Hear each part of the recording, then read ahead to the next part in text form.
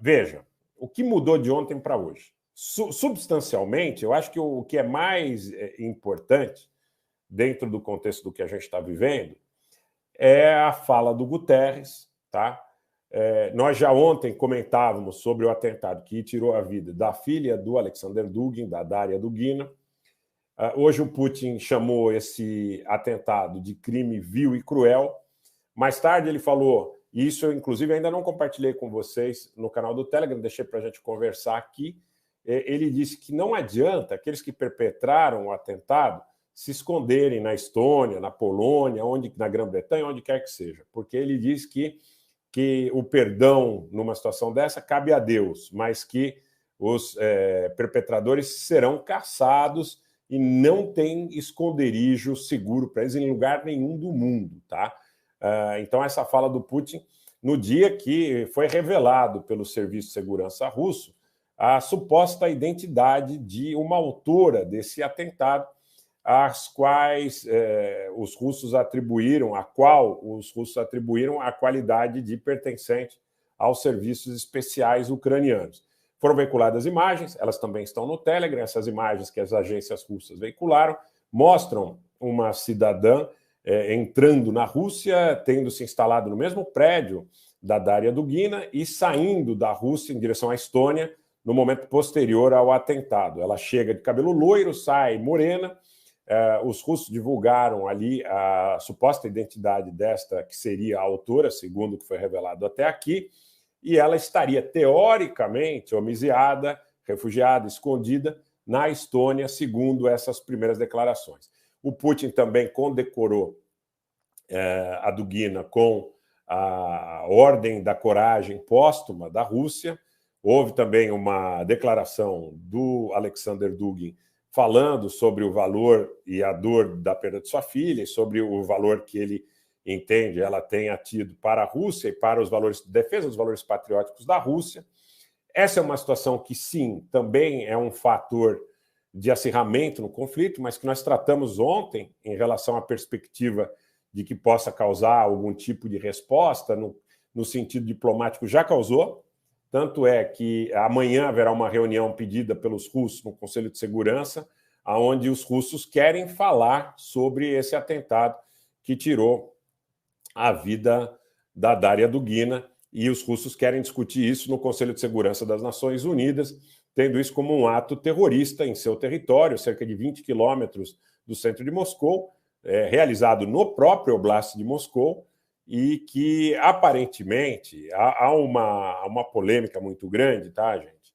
Mas, aparentemente, cogitou-se, no primeiro momento, que o atentado visaria o próprio Dugin, porque foi realizado no carro dele, a bomba estaria sob o assento do motorista, mas, tendo em vista as últimas apurações, é possível que realmente a própria filha dele tenha sido objeto desse atentado, uma vez que não foi um artefato que explodiu por tempo, tá?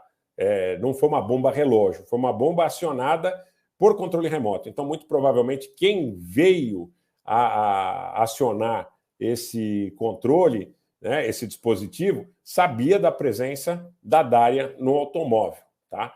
Então, aí fica mais ou menos claro, tá? Segundo essas versões até aqui, é tudo muito novo, mas aparentemente ela mesma seria visada nesse atentado lamentável que acabou tirando a vida dela, que vocês acompanharam no nosso Twitter, no nosso Telegram, tudo isso em tempo real. Boa noite, Antônio de Cássia. Antônio de Cássia que diz aqui, uma covardia o que fizeram com a Dugina. Realmente uma jovem, né, uma moça de 29 anos, faria 30 anos agora no mês de dezembro, nascida em 1992, realmente é uma coisa muito chocante, é uma cena terrível. E, na realidade, tudo isso que a gente está assistindo, eu sempre friso isso, até nas conversas informais com amigos, que é muito fácil a gente assistir aqui à distância. Mas quem vive aí as mazelas do conflito, das perdas de soldados, de jovens e familiares, é muito complicado tudo isso. Para essas pessoas é muito duro, muito complicado tudo isso.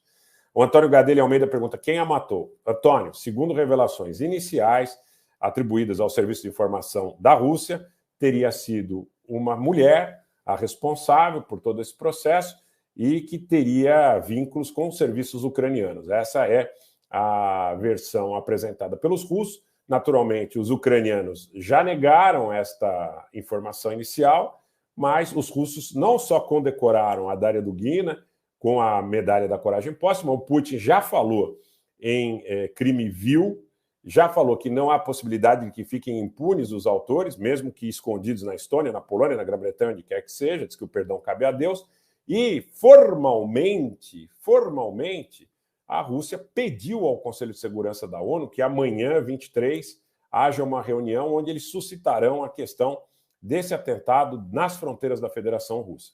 Então, isso é um fato real em relação ao que nós analisamos ontem, é um fato real novo. A fala do Putin, a condecoração, a fala inicial, a reação do Alexander Dugin, a fala da Federação Russa, no sentido de suscitar, de chamar uma reunião especial no Conselho de Segurança para tratar do tema amanhã, e também o fato do Putin ter dito que não há lugar seguro para aqueles que perpetrem ataques contra a Federação Russa. Os ucranianos, naturalmente, num primeiro momento negaram, mas é farto o material oferecido pelos serviços de inteligência, de informação e de investigação russa, segundo as agências russas reportaram nessa segunda-feira. Nessa segunda-feira, continuaram os ataques importantes contra as regiões de Kherson e contra a Crimeia. Da mesma forma, alguns avanços terrestres das tropas russas na região do Donbás, nas regiões remanescentes do Donetsk, que permanecem sob controle ucraniano. E ontem, pessoal, eu cheguei a compartilhar com vocês essa informação no Telegram. Eu conversei com uma fonte militar que está na Europa e ela me disse que tinha informação de que os russos estavam concentrando caças no entorno da Ucrânia, que seriam aproximadamente 300, seriam aproximadamente 300 caças que estariam próximos de uma operação coordenada nessa semana, bastante forte contra alvos ucranianos, e que teria sido corroborada essa possibilidade pelo fechamento do dia 22 ao dia 26, coincide com as datas em que o Zelensky dispensa os funcionários de trabalho presencial, do espaço aéreo em regiões contíguas ali à fronteira russo-ucraniana por parte das autoridades russas. Quer dizer, a Rússia fecha o espaço aéreo da fronteira e concentra caças, no que sugere uma ação bastante forte por parte da sua aviação de guerra nos próximos dias. Mas pode acontecer também, de paralelamente, porque é uma situação de conflito de grande monta, de alguma situação, como eu já venho cogitando há muito tempo, de caráter espetacular. E aí vai ficar difícil para a gente aferir, né? A gente pode conjecturar, mas vai ficar difícil para a gente aferir se uma ação de caráter mais expressivo poderia ser ou não vinculada eventualmente a uma ação de propaganda, a uma false flag. Hoje, por exemplo, gente, o prefeito de Lviv, na parte mais ocidental da Ucrânia, ali próximo à fronteira com a Polônia, ele disse que está preparando a população para um ataque químico ou nuclear.